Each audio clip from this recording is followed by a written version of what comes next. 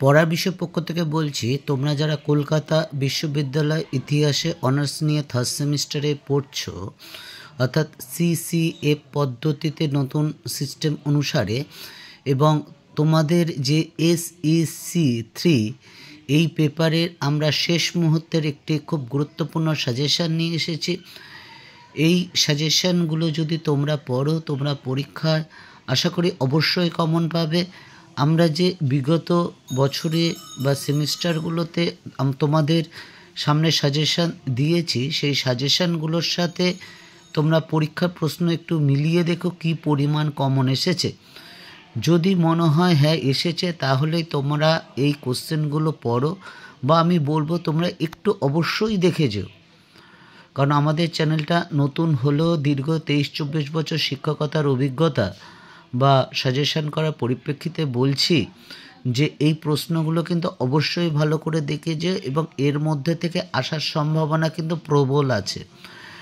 এই পেপারটা অর্থাৎ third semester history honours SEC যে পেপারটা, সেটা হচ্ছে understanding popular culture of Bengal, বা যেটা বাংলায় তর্জমা করলে দাঁড়ায়, দেখতেই পাচ্ছ, বাংলার জনপ্রিয় সংস্কৃতির ধারণা। এই পেপারটা আমরা সাজেশান নিয়ে আসছি।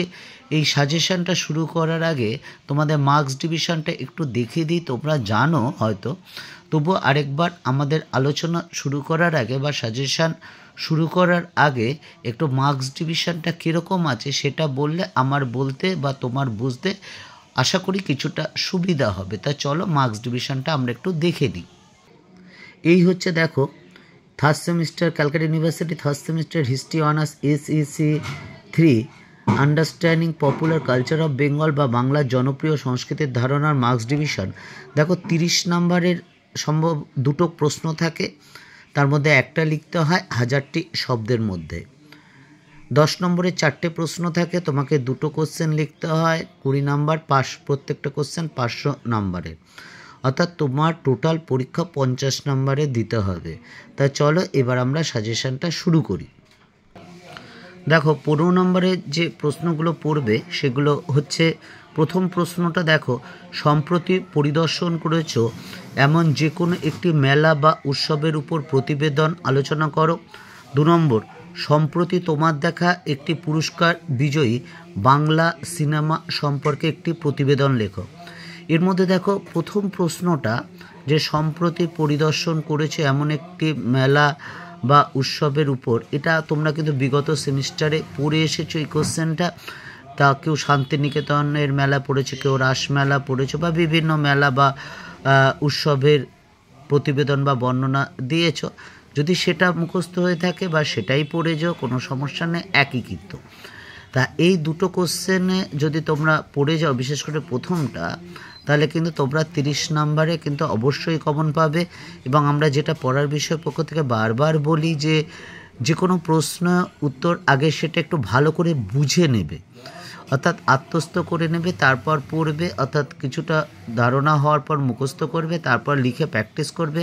দেখবে তুমি যে শুধু পাস করেছো তা নয়, খুব ভালো নাম্বার নিয়ে পাস করবে, এবং ভবিষ্যতে যখন পরবর্তীকালে আরও হায়ার স্টাডিতে যাবে বা জীবনের বা পরবর্তীকালে যখন আরও উচ্চশিক্ষায় যাবে বা হায়ার স্টাডিতে যাবে, তখন কিন্তু এই শিক্ষা তোমাদের ভীষণ কাজে লাগবে যদি সেটা তোমরা বুঝে পড়ে যাও।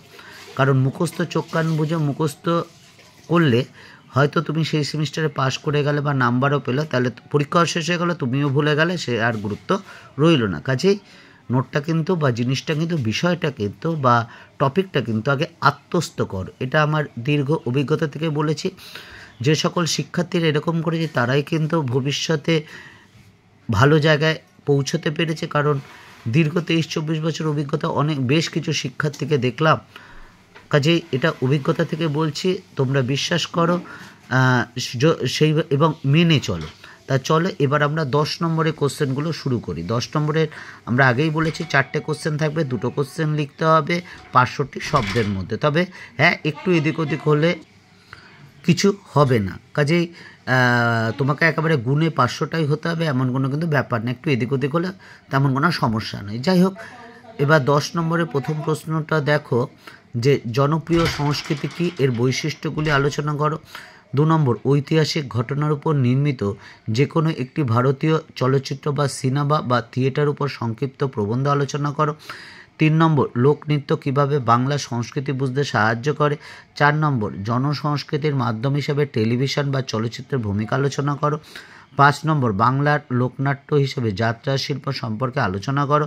6 নম্বর, লোক সংস্কৃতি বলতে কী বোঝো, এর বৈশিষ্ট্যগুলো লেখো, অথবা কিভাবে লোকসংস্কৃতি মানুষের সংস্কৃতি বুঝতে সাহায্য করে। এবং লাস্ট কোশ্চেন, বাংলার চলচ্চিত্রের ক্ষেত্রে তপন সিংহ বা ঋত্বিক ঘটনের অবদান আলোচনা করো।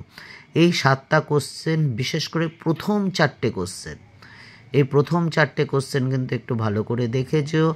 এই 7টার মধ্যে অবশ্যই 2টো আসবে এবং আশা করি 4টের মধ্যেও কিন্তু 2টো চলে আসতে পারে। কাজে তোমরা একটু দেখে যাও, যেগুলো পড়েছো অবশ্যই ঠিক আছে, তার মধ্যে কিন্তু এই কটা কিন্তু অবশ্যই ভালো করে দেখে যাও, বিশেষ করে প্রথম 4টে।